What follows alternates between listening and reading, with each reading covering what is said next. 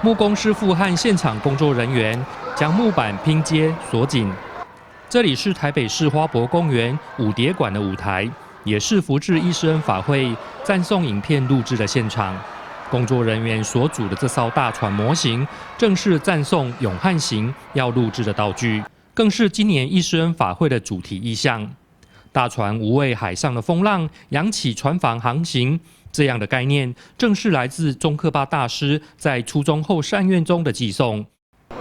而永汉行的视觉设计是以佛陀的本生故事之一善事太子入海求宝，也是梦莲花基金会近年演出的大宝神珠的概念。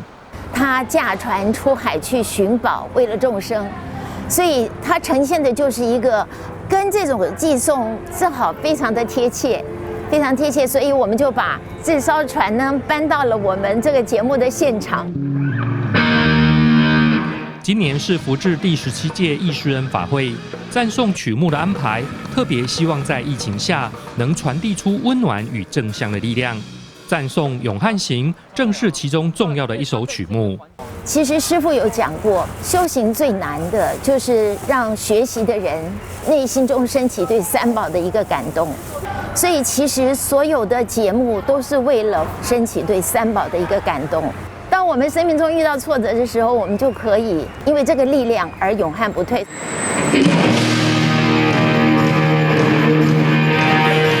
永汉行的演唱者，这次是邀请来自圣露西亚的歌手，搭配乐团演出，展现出年轻的活力与热情。其实穿起来蛮帅，自己就觉得哦，好酷，好舒服。可是好像有一个目的，就是要做好事情，要做得好。那我一样也要很认真去唱。比如说向前走，要哪一个字要强调，这很重要。说向前走，这个就是我回去我就做功课，然后想办法怎么去表达这个意思。所以我最喜欢的句应该是向前走这个字。不畏困难，跨越新的门槛。赞颂永汉行，就是要观众得到向前走的力量与希望。这些事情、这些痛苦、这些不快乐放在后面，然后我们是往前走，一个新的开始，一个新的步。那其实这首歌，我觉得它的增量非常非常大，然后我希望大家听到这首歌可以感受到。因为有智者相伴，拉紧你我的手，我们才能够永汉不回头。记者陈家乐，台北报道。